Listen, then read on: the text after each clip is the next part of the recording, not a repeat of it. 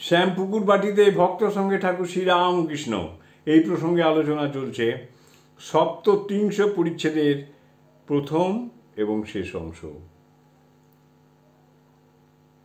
Doctor চলিয়া গেলেন। ঠাকুর শ্রীরামকৃষ্ণের কাছে মাস্টার বসিয়া আছেন ও একান্তে কথা হইতেছে। মাস্টার ডাক্তারের বাড়িতে গিয়াছিলেন, সেই সব কথা হইতেছিল মাস্টার শ্রীরামকৃষ্ণের প্রতি। লাল মাছকে এলাচের খোসা দেওয়া হয়েছিল আর চড়ুই পাখিদের ময়দার গুলি। তা বলেন দেখলে ওরা এলাচের খোসা দেখেননি, তাই চলে গেল। আগে জ্ঞান চাই তবে ভক্তি।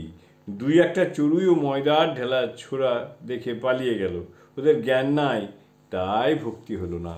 শ্রীরামকৃষ্ণ সহাস্যে, ও জ্ঞানের মানে ঐহিক জ্ঞান, ওদের সায়েন্সের জ্ঞান। মাস্টার আবার বললেন চৈতন্য বলে গেছে, কি বুদ্ধ বলে গেছে, কি যীশুখ্রিস্ট বলে গেছে, তবে বিশ্বাস করব তা নয়।